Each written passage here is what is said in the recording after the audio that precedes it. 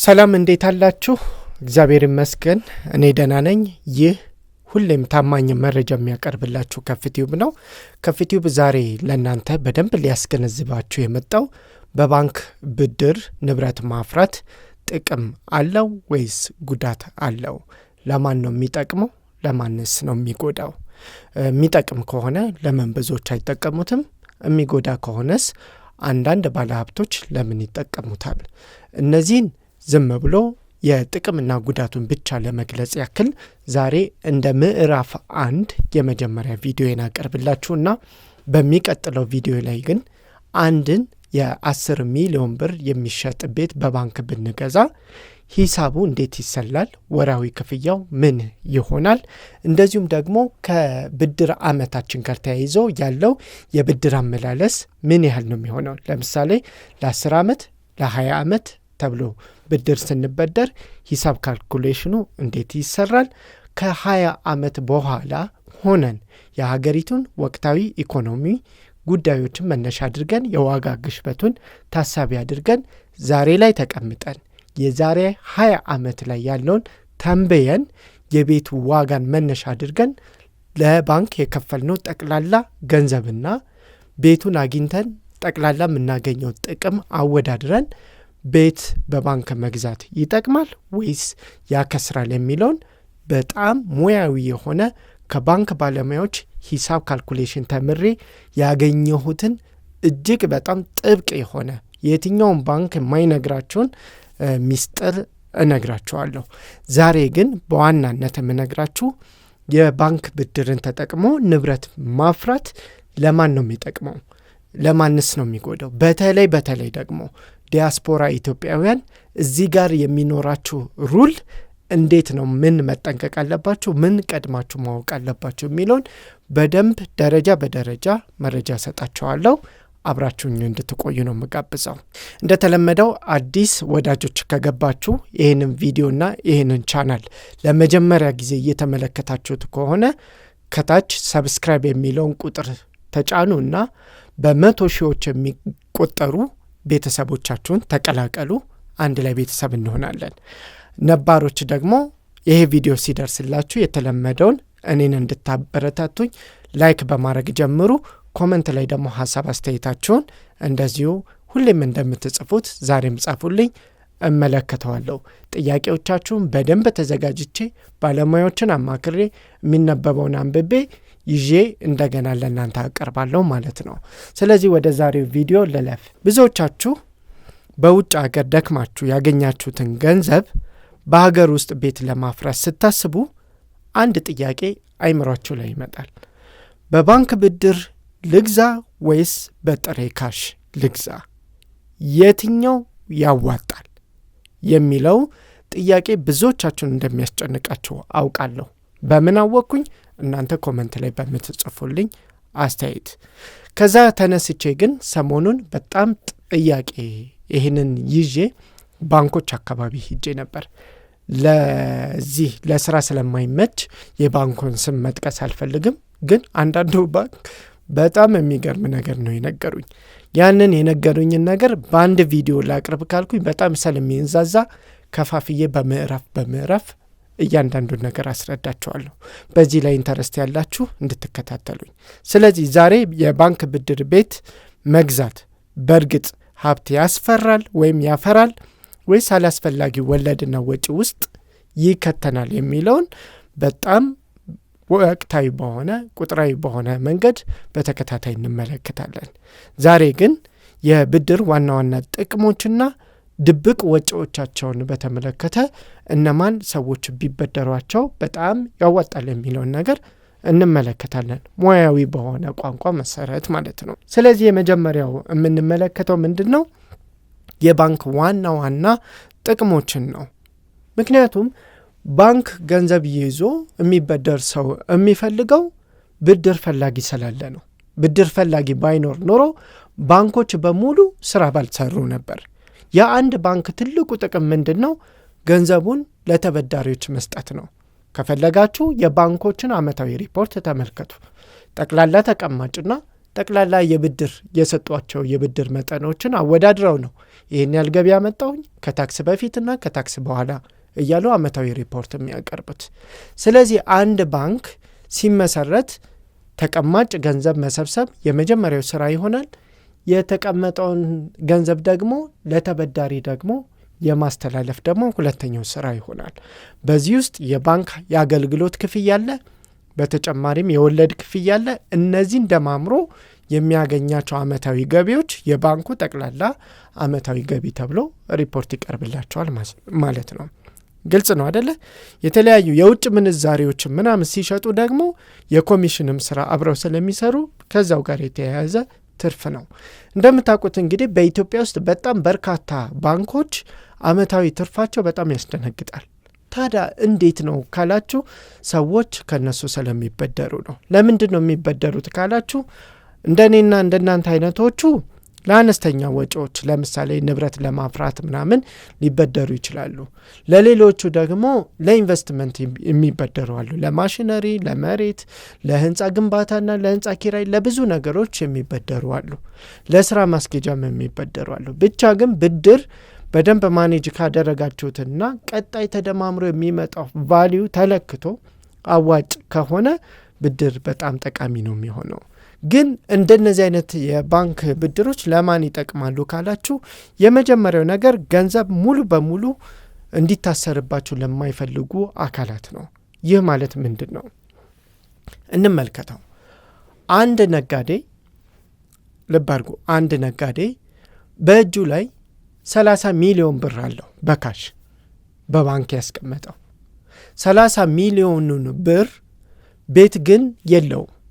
ስለዚህ 30 ሚሊዮን ብሩን ውጥት አድርጎ ሙሉ በሙሉ ቤት ከሚገዛበትና 10 ሚሊዮን ብሩን ብቻ ለቤቱ ከፍሎ ቀሪውን 10 ሚሊዮን ብር ደግሞ በ20 ዓመት የሚከፈል የባንክ ብድር ተመቻችቶለት ወስዶ ቀሪውን 20 ሚሊዮን ብር ግን ቢነግድበት የትኛው ይሻላል? አያችሁ፣ በነጋዴው ቦታ ላይ ራሳችሁን አኑሩ። አሁን እዚህ ላይ ብዙ ነጋዴዎች ገንዘብ እንዲታሰርባቸው አይፈልጉም። ስለሆነም አብዛኛው ባለ ሀብቶች አብዛኛው ሀብቶቻቸው የባንክ ብድር ነው። አብዛኛው ማለት ትችላላችሁ። ቢዝነሶቻቸው የሚንቀሳቀሱት ባንክ ተበድረው ነው እንጂ ካሻቸውን ያንቀሳቅሰው አይደለም። ያላቸውን ካሽ ግን ለሚገራርም ኢንቨስትመንት ነው የሚጠቀሙበት። ይሄ የቢዝነስ ሰዎች አሰራር ነው። በዚህ ደረጃ የምንመለከተው ከሆነ ገንዘባቸው እንዲታሰርባቸው ወይም በንብረት ወይ በሆነ ነገር እንዲያዝባቸው የማይፈልጉ ሰዎች ገንዘብን ከባንክ ይበደሩና በእጃቸው የያዙትን ካሽ ግን ያገላብጡታል። በእነሱ ቋንቋ ነው የምነግራቸው፣ ይገላበጣል ገንዘቡ። ስለዚህ በአጭር ጊዜ ያ20 ሚሊዮን ብር 30፣ 40፣ 50 ሚሊዮን ብር ሆኖ በንግድ ዓለም ውስጥ ሲንቀሳቀስ ታገኙታላችሁ። እነሱ ግን ቤት ያስፈልጋቸው ነበር። የገዙት ቤት ግን በምን ይወሰናል ማለት ነው? 10 ሚሊዮን ብር ካሽ ሰጥተው 10 ሚሊዮን ብር ደግሞ ከባንኩ ተበድረው አጠቃላይ የ20 ሚሊዮን ብር በጣም ቅንጡ ቤት ገዝተው ሊኖሩ ይችላሉ። ግን ለዛ ቤት ያወጡት ዋጋ ዛሬ ላይ ስንት ነው ካላችሁ 10 ሚሊዮን ብር ነው። ቀሪውን ተጨማሪ 10 ሚሊዮን ብር ከፍለው ሙሉ በሙሉ ንብረቱ የራሳቸው ማድረግ የሚችሉትን ነገር እነሱ ግን በ20 ዓመት ውስጥ በሚከፈል ገንዘብ ዛሬ ላይ ያንን 10 ሚሊዮን ብር ካላቸው ንብረት ጋር ደምረው ቢዝነሳቸውን ያቀላጥፋሉ። ስለዚህ የባንክ ብድር ዋናው ጥቅም ምንድን ነው ካላችሁ ገንዘብ ሙሉ በሙሉ እንዳይታሰር ለማድረግ ይጠቅማል። እንደምታውቁት አንዳንድ ንብረቶች ለመግዛት ከባንክ ዋናው ባንኮች የሚጠይቋቸው ነገር ምንድን ነው? 2 ነገር ነው። አንደኛ ቅድመ ቁጠባ ነው። ሁለተኛ ደግሞ መያዣ ነው። ስለዚህ በባንክ ቤትም ግዙ፣ መኪናም ግዙ፣ ንብረት ስገዙ መጀመሪያ ቁጠባ መጠን ይኖራቸዋል። ያ ማለት 30 በመቶም ሊሆን ይችላል፣ 25 በመቶም ሊሆን ይችላል፣ እስከ 40 በመቶም የሚጠይቁ ሰዎች ሊኖሩ ይችላሉ። ማለት ባንኮች ሊኖሩ ይችላሉ። እነዚህ 30% ከቆጠባችሁ በኋላ ቀሪውን 70 በመቶ ይሰጧቸዋል ማለት ግን አይደለም። ሙሉ የቤቱን ዋጋ እነሱ ይሰጧችሁና ከዛ 30% ግን አውጥታችሁ ደግሞ ለሌላ ቢዝነስ መንቀሳቀስም ትችላላችሁ። ሶ ምን ማለት ነው? የመጀመሪያው 30% ለምን ተቆጠበ ካላችሁ ይሄ ሰውዬ ብር ባበድረው በየወሩ የመክፈል አቅሙ እንዴት ነው የሚለው ለመገምገም ቢያንስ የ30% ተቀማጫችሁን የሂሳብ እንቅስቃሴ ለማየትና ለመገምገም እንዲረዳቸው ነው። ከዛ በኋላ ግን ቤቱን በብድር ከገዛችሁ በኋላ ግን ያንን 30% አንዳንድ ባንኮች አሁን እኔ ያነጋገርኩት ባንክ አውጥታችሁ እንድትጠቀሙበት ይፈቅድላችኋል። ምክንያቱም ኦሬዲ ቤቱ ራሱን ችሎ መያዣ ስለሚሆን የእናንተ ተቀማጭ ተጨማሪ መያዣ ሊሆን አያስፈልገውም። ስለዚህ አውጥታችሁ እንድትጠቀሙበት ያደርጋችኋል። አንዳንዱ ባንክ ደግሞ ይሄ 30% ተቀማጫችሁ ይታገድና ተጨማሪ የንብረታችሁ መያዣ ተደርጎም ይቀመጣል። በተለይ ማይክሮ ፋይናንስ አካባቢ እንዲህ አይነት የተለመደ አሰራር አላቸው። ስለዚህ የመጀመሪያው ጥቅም ምንድነው? ሙሉ በሙሉ ገንዘባችሁን እንዳይታሰር ይልቅንም ንብረትም ኑሯችሁ በተጨማሪም ደግሞ የምታንቀሳቀሱት የቢዝነስ ገንዘብ ጥሬ ገንዘብም እንዲኖራችሁ ከፈለጋችሁ የባንክ ብድር ሞር ይጠበቃል ማለት ነው። ስለዚህ እዚህ ላይ አሁን ዲያስፖራዎች ምን ትጠቀማላችሁ መሰላችሁ? እናንተ ጋር ላምጣው ምክሩን እንበልና ብዙ ሰዎች እኔን የሚያማክሩኝ ከውጭ እየደወሉ ምንድነው በባንክ ቤት መግዛት ያዋጣል ወይስ አያዋጣም ነው። እሱን ኢኮኖሚያዊ በሆነ አዋጭነቱ በጣም ሙያዊ በሆነ ሂሳብ ካልኩሌት እየሰራን የዛሬ 20 ዓመቱን ታሳቢ እያደረገን ጥቅምንና ጉዳቱን በደንብ ለመለየት በሚቀጥለው ቪዲዮ ላይ ቃል ገብቼላችኋለሁ። ግን ለእናንተ አሪፉ እንደ ኢንቨስትመንት እያሰባችሁት ከሆነ ግን በባንክ እየገዛችሁ ከዛም ብድራችሁን ወራዊ ክፍያው ራሱ ቤቱ ተከራይቶ መመለስ የሚችል ከሆነ ወይም ደግሞ ቢያንስ 60%ን የወለድ ምላሹን እንደሚከፍልላችሁ እርግጠኛ ከሆናችሁ ቤት በሙሉ ካሽ ከመግዛት ይልቅ በባንክ መግዛቱን አበረታታለሁ። ለምን ካላችሁ በሁለት ምክንያት። አንደኛ የቤቱ ዋጋ እናንተ ገንዘብ እስክታጠራቅሙ ድረስ ቆሞ አይጠብቃችሁም። ለምሳሌ ዛሬ ላይ 20 ሚሊዮን ብር የተባለ ዘመናዊ መሀል ከተማ ላይ የሚገኝ አፓርትመንት ቤት ከ2 ዓመት በኋላ ብትመጡ ያ 20 ሚሊዮን የተባለው ቤት ወይ ተሽጦ ያልቃል ወይ ደግሞ ዋጋው ጨምሮ ይጠብቃችኋል። ስለዚህ የመግዛት እድላችሁ ጥያቄ ምልክት ውስጥ ሆኖ ነው የሚጠብቃችሁ። ገባችኋ? አንድ እሱን ያዙ። ስለዚህ የማግኘትና ያለ ማግኘት ፈተና አለባችሁ። ምክንያቱም እናንተ በ2 ዓመት ውስጥ 20 ሚሊዮን ላትቆጥቡ ስለምትችሉ ቤቱ ላይ የመግዛት አቅም አይኖራችሁ። ነገር ግን እጃችሁ ላይ 10-15 ሚሊዮን ብር ኖሯችሁ የጎደላችሁ 7-5 ሚሊዮን ብር ከሆነ ግን የቀራችሁን በባንክ አድርጋችሁ 20 ሚሊዮን ብር ወጪ የሚያስወጣ ቤት ገዝታችሁ እያከራያችሁት የምትኖሩ ከሆነ ግን አስቡት። ሁለተኛው ምክንያት ይመጣል። አንደኛው 2 ዓመት ሙሉ ስትቀመጡ እጃችሁ ላይ ምንም ያልገዛችሁበት 10 ሚሊዮን ብር ነው ያላችሁ። ልብ አድርጉ። ምንም ያልገዛችሁበት 10 ሚሊዮን ብር ወይም 10 ሚሊዮን ቫልዩ ያለው ንብረት ነው ያላችሁ። ራሱ ገንዘብም ንብረት ስለሆነ ማለት ነው። ነገር ግን ገዝታችሁበት ቢሆን በባንክ ብላችሁ አስቡ። 20 ሚሊዮን ብር የሚያወጣ ቤት ንብረት አላችሁ፣ ግን የገዛችሁት በ10 ሚሊዮን ብር ነው። መቼ የሚታሰብ? ከዛሬ 10 ዓመት በኋላ ከዛሬ 20 ዓመት በኋላ በሚታሰብ ዕዳ የተገዛ ቤት ነው ያላችሁ። ስለዚህ ይሄ ቤታችሁ በእናንተ እስከምትጠብቁ ድረስ ማለት እስኪሞላላችሁና ያለ ብድር ቤት ለመግዛት የምትሄዱበትን ፍጥነትና ቤቱ ተከራይቶ ቢሆን ኖሮ የምታገኙትን ዋጋ አወዳድሩት። የትኛው ይሻላል? እነዚህን ሁለቱን ስታወዳደሩት ቤቱን በብድር ገዝቶ አከራይታችሁ 2 ዓመት መጠበቁ በጣም የተሻለ ነው። በሁለቱ ምክንያት አልኳቸዋ። ሶስተኛ ምክንያት ልጨምርላችሁ። ኢንኬዝ ቤቱን እንኳን እየከፈላችሁ መጨረስ እንኳን ባትችሉ ቤቱን ሽጣችሁ ዋናችሁንም ፕላስ ትርፋችሁንም ማግኘት ትችላላችሁ። ስለዚህ ከኢንቨስትመንት አንጻር በባንክ ቤት መግዛት ያዋጣል ወይስ አያዋጣም ካላችሁ የአጭር ጊዜ እንትኑ ይሄ ነው። ትርፉም ጥቅሙም ይሄ ነው። ሁለተኛው ደግሞ እንመልከት፣ ኢንፍሌሽን ወይም ደግሞ የዋጋ ንረትን ነው። ቅድም ነካክቼላችኋለሁ። ዛሬ ላይ ልትገዙት ያሰባችሁት ቤት ዋጋው 15 ሚሊዮን ብር ሆኖ እጃችሁ ላይ ያላችሁ ገንዘብ ግን 10 ሚሊዮን ብር ቢሆን በቃ 5 ሚሊዮን ብር ይቀረኛል፣ ስለዚህ ቤት ለመግዛት 5 ሚሊዮን ብር ስለሚቀረኝ የዛሬ ዓመት እገዛለሁ ልትሉ ትችላላችሁ። እናንተ የዛሬ ዓመትም በትክክል 15 ሚሊዮን ብር እጃችሁ ላይ ታደርጋላችሁ። ነገር ግን ያ እናንተ ቀድማችሁ ልገዙት የነበረው የቤት አይነት የዛሬ ዓመት ላይ ዋጋው ስንት ይሆናል? ይሄ ነው የዋጋ ግሽበት ማለት። እናንተ ስትፈልጉት የነበረው የቤት አይነት ዋጋው እዛው 15 ሚሊዮን ብር ካገኛችሁት እጅግ በጣም ድንቅና ስኬታማ ነው የምትሆኑት። ነገር ግን አሁን ባለው የሀገራችን ኢኮኖሚክ ሁኔታ የዋጋ ግሽበት አኳያ አይደለም የቤት ዋጋ የሽያጭ ዋጋ ቀርቶ የቤት ኪራይ ዋጋ እንኳን በየ3 ወሩና በየ2 ወሩ በጣም ልዩነት አለው። ከተማ ውስጥ ያለውን ጫጫታ እየሰማችሁ ነው አይደል? ስለዚህ ከዚህ አንጻር ተነስታችሁ ካልኩሌት ስታደርጉ የትኛው ያዋጣል የሚለውን በደንብ ማየት ትችላላችሁ። ስለዚህ ከዋጋ ኢንፍሌሽን አንጻር በባንክ ብር ተበድሮ ቤት መግዛቱ በጣም የተሻለ ይሆናል ማለት ነው። ምክንያቱም እናንተ 5 ሚሊዮን ብር ብቻ ነው የምትበደሩት።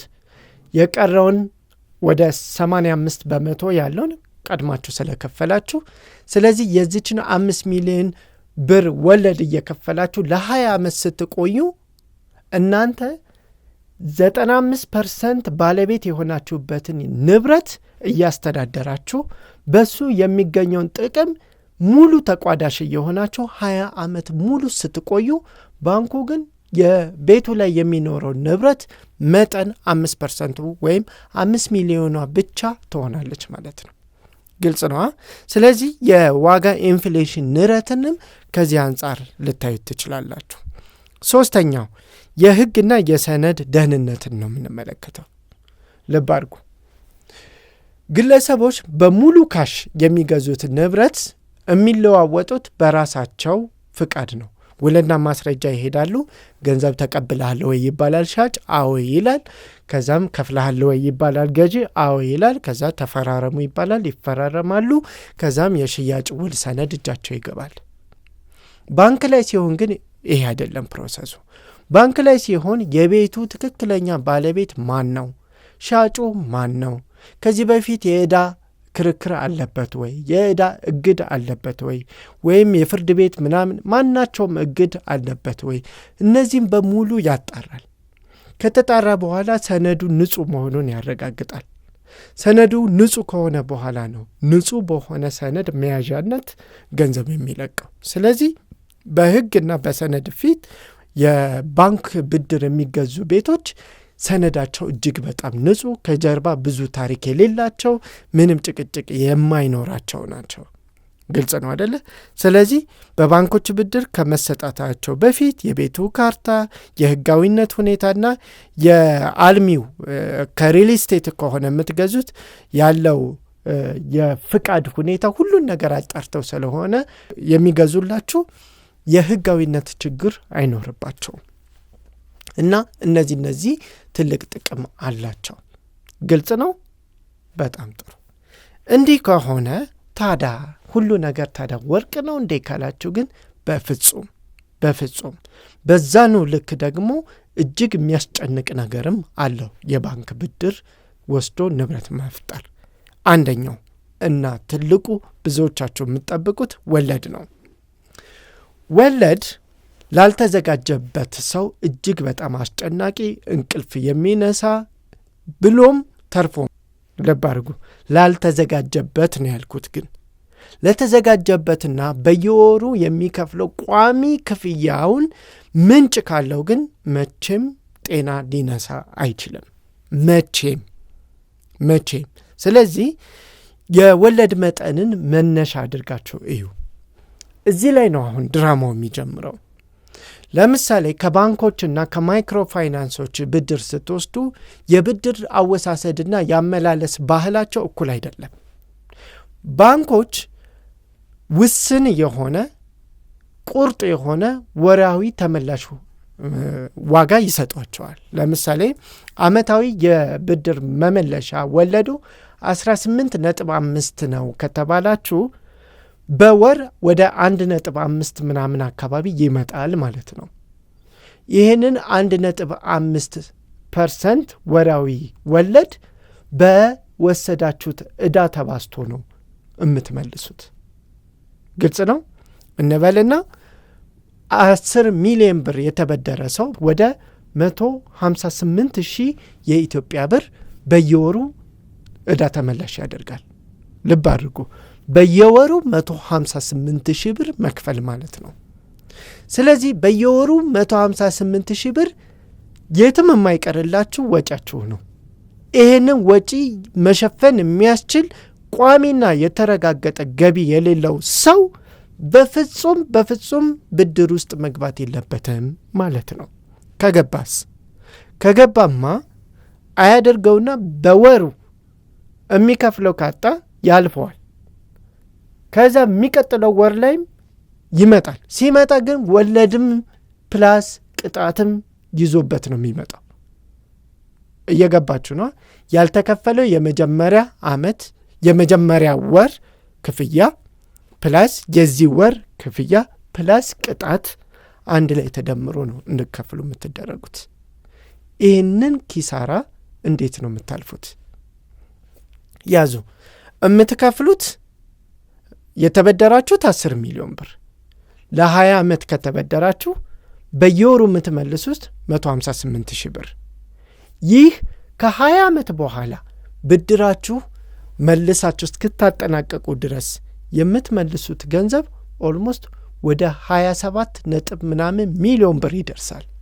ግን አስቡት፣ ቀድማችሁ የወሰዳችሁት ብድር ግን 10 ሚሊዮን ብር ነው። ታዲያ እንዴት ነው ሰው የሚያዋጣው ካላችሁ፣ የዛሬ 20 ዓመት ላይ አሁን የገዛችሁት ቤት ዋጋው ስንት ይሆናል? የዛሬ 20 ዓመት ድረስ እስኪ ደርስ ድረስ ቤቱ የሰጣቸው ዋጋ በገንዘብ ቢተመን ስንት ይመጣል? እስከ ዛሬ 20 ዓመት ድረስ የሚዘልቀው ቤቱ ተከራይቶ ቢሆን ኑሮ የምታገኙት ዋጋ ምን ያህል ይሆናል? አስቡት። ያውም በየዓመቱ የዋጋ ጭማሪ ኢንፍሌሽን ባለበት ሀገር ውስጥ በየጊዜው ዋጋው እያደገ የሚሄድ ንብረት ይዛችሁ እሱን ካልኩሌት ስታደርጉ የራሱ ሂሳባዊ ካልኩሌሽን አለው። ትርፍ ግን አለው። በጣም አዋጭ ነው። እንዴት? በሚቀጥለው ቪዲዮ ላይ በደንብ እንመለከታለን። ዛሬ ግን ድፍን ያለውን ያዋጣል ወይስ አያዋጣም የሚለውን ብቻ ለመግለጽ ያክል ነው። ሁለተኛውና ድብቅ ወጪውን ስንመለከት ደግሞ የግንባታ መዘግየት ሊሆን ይችላል። በተለይ ባልተጠናቀቁ ሪል ስቴቶች ላይ በብድር ቤት የምትገዙ ከሆነ በጣም የከፋ ስጋት አለው። የከፋ ምክንያቱም በ2 ዓመት ውስጥ እንሰጣቸዋለን እናስረክባለን ብለው 9-7 ዓመት ውስጥ ቁጭ ያሉ ሪል ስቴት ድርጅቶች እንዳሉ እኮ በደንብ እናውቃለን። በደንብ። ስለዚህ እንደነዚህ አይነት ድርጅቶች ላይ በባንክ ብድር ገዝታችሁ ከሆነ ቤቱን አግኝታችሁ ሪተርን ቫሊዩ አላገኛችሁም። ነገር ግን ደግሞ በተዘዋዋሪ ደግሞ በዚህ በኩል ወለድ እየከፈላችሁ ነው። 2 ኪሳራን እየከሰራችሁ ነው የምትሄዱት። ስለዚህ ተገንብቶ ባልተጠናቀቀ ላይ የባንክ ብድሩን ተዋውላችሁ ቤት በፍጹም እንዳትገቡ እንዳትሉ። ለምሳሌ ይሄ አይነት ችግር የሚያጋጥማችሁ ምን አይነት ግዢ ላይ መሰላችሁ? በሰሚ ፊኒሽንግ ላይ ቤት ስገዙ፣ ሰሚ ፊኒሽንግ ላይ ሪል ስቴት ካምፓኒው ቻክ ላይ አድርሶ የውጭ በርና መስኮት ገጥሞ ቤቱን ይሰጣቸዋል። እናንተ ግን የፊኒሽንግ ስራውን ለማጠናቀቅ ገንዘብ እጃችሁ ላይ ስለማይኖር ያጥራችኋል።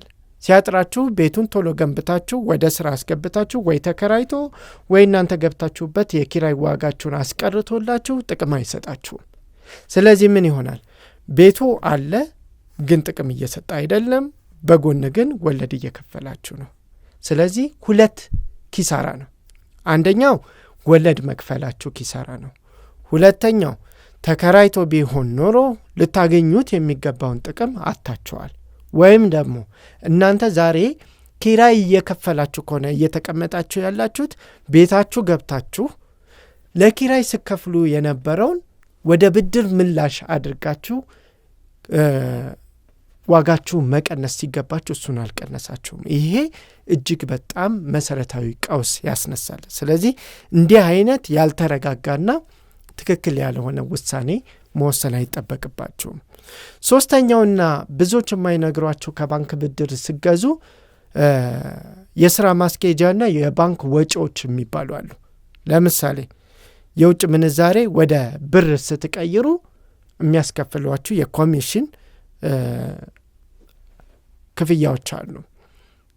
ኢንሹራንስ አለ 1.5 ካልተሳሳትኩኝ 1.5% ኢንሹራንስ ይጠበቅባቸዋል። ላይፍ ኢንሹራንስም ይጠበቅባቸዋል። ምክንያቱም እናንተ በህይወት ስትኖሩ ነው ብድሩን የምትመልሱት ብለው ስለሚያስቡ የእናንተን ላይፍ ኢንሹራንስም እንድትገቡ ያደርጓቸዋል። የንብረቱንም ላይፍ ኢንሹራንስ የንብረት ኢንሹራንስም እንድትገቡ ያደርጓቸዋል። እነዚህ ተደማምረው የሚመጡት ውጤቶች ደግሞ ተጨማሪ ወጪዎች ናቸው። በጥቅሉ ግን እንደዚህም ሆኖ ብታምኑም ባታምኑም በባንክ ንብረት ማፍራት እጅግ አዋጭ ነው። እንዴት ሆነህ ነው ከፍ እስኪ አስበው። ከ20 ዓመት በኋላ 27 ሚሊዮን ብር ለ10 ሚሊዮን ለተበደርኩት ብድር ወለድ ከከፈልኩኝ እንዴት ነው የሚያዋጣው ካላችሁ የሚገርመው ነገር እሱ ነው። እጅግ በጣም አዋጭ ነው፣ እመኑኝ። ይህንን ደግሞ ዝም ብዬ አይደለም የምነግራችሁ።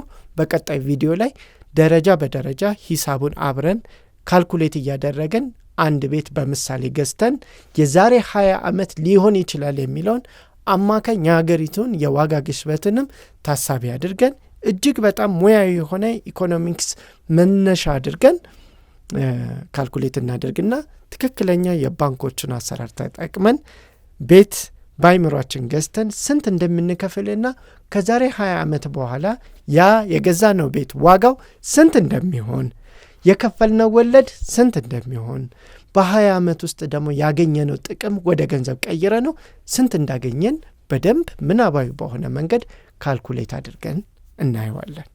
ከዛም በባንክ ቤት መግዛት ያዋጣል ወይስ ያከስራል የሚለውን ሙያዊ የሆነ ምላሽ እንሰጥበታለን። እሺ። ስለዚህ ለዛሬው በዚህ ቆየን። ጠብቁኝ። በቀጣይ ቪዲዮ ላይ በጣም ብዙ ነገሮች እነግራችኋለሁ። በተለይ ተከታታይ የምሰራው በውጭ ላላችሁ ኢትዮጵያውያን ነው። ምክንያቱም አሁን እንዲህ የሚያስረዳችሁ ሰው እንደሌለ እየተረዳው ነው። በሚደወልልኝ ስልኮች የተረዳሁት ነገር ይሄ ነው። ብዙ ሰው ኢንፎርሜሽን የለውም። በቃ የኢትዮጵያ ውስጥ ሪል ስቴት ሴልሶችም ቤቱ እንዲሸጥላቸው ማስታወቂያ ከመንገር ከማስነገር እና ራሳቸውም ዝም ብሎ መረጃ ከመስጠት ውጪ በባንክ ስትገዙ የሚኖርባችሁን ትርፍ እና የሚኖርባችሁን ኪሳራ በስርዓቱ አስረድተዋችሁ እንዳልሆነ በደንብ አውቃለሁ። ለዛ ነው ያችን ጋፕ ያችን ክፍተት ለመሙላት ይሄንን ቪዲዮ የሰራውላችሁ። ስለዚህ ንብረት በባንክ ለመግዛት ያሰባችሁ ሰዎች ከዛሬ ጀምሮ ከዚህ ቪዲዮ ጀምራችሁ በቀጣይ መለቃቸውን ቪዲዮዎች ቁጭ ብሎ የማየት ግዴታ አለባችሁ። በእውነት ለእኔ ሳይሆን ለራሳችሁ። ከዛ በኋላ በደንብ አውቃችሁበት በደንብ ተረድታችሁ ነው መግባት ያለባችሁ። እሺ።